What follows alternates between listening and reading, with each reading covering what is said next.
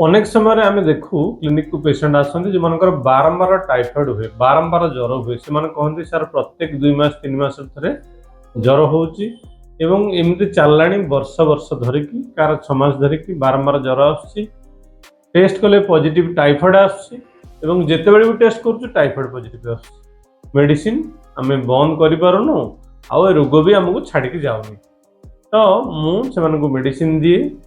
पाखापाखि 6 मास course कराए जहाँफल कि से आउ जो मानकर देखी प्राय आउ ज्वर आसनी टाइफॉइड तो रिकरेन्स है बॉडी इम्यूनिटी सिस्टम बढ़ी जाए आउ ज्वर भी है बहुत दिन धरिकी एबे सीजनल जो ठंडा सीजन रे जो ज्वर आउ ठंडा पेशेंट आम पाखक आसुचंदी बहुत लोकंकर गोटे धारणा जे होमियोपैथिक रे लेट रे काम करिवो आउ तेणु से कौन करते सांगे एंटीबायोटिक आउ ता संग जो पैरासिटामोल हो जहाँ हो से कंटिन्यू करती मु देखुची बर्तमान यहाँ गोटे 5 दिनिया मिनिमम डॉक्टर कोर्स प्रेस्क्राइब कर 5 डेज मिनिमम एवं किसी रोगी अच्छा जो मैंने कि 2-3 दिन में भल हो किंतु बहुत आम देखु जो मैंने 4 दिन 5 दिन बेलू जा भल हो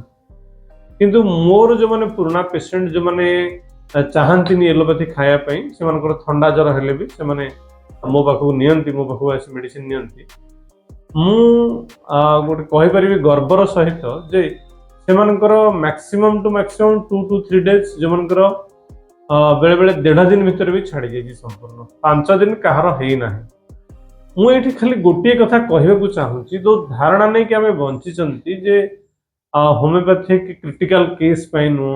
होमियोपैथिक सडन नुह होमियोपैथिक सीवियर पेन को कमे पारनी हाँ यहाँ गोटे संपूर्ण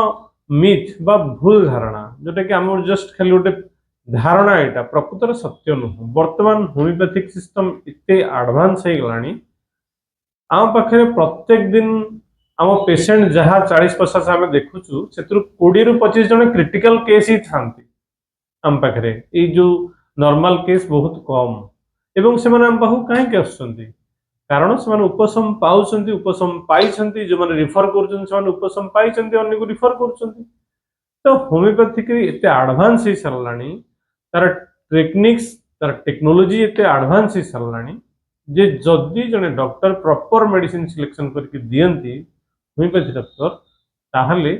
एलोपैथी ठारू मध्य क्विक रिएक्शन रेस्पॉन्स आपण पाई परिबे आधार कौन साइड इफेक्ट नहीं तेणु होमियोपैथिक ट्राए कर असुविधा कौट रहा नो साइड इफेक्ट आउ क्विक एक्शन तेणु देखन चेष्टा करूँ जदि आपण बहुत केस रे एलोपैथी खाई खाई थकी गले बारंबार खाया पड़ू एटलिस्ट थरे तो होमियोपैथी ट्राए कर देखु निश्चित सुफल पाइबे निश्चित यहाँ मोर आश्योरेंस।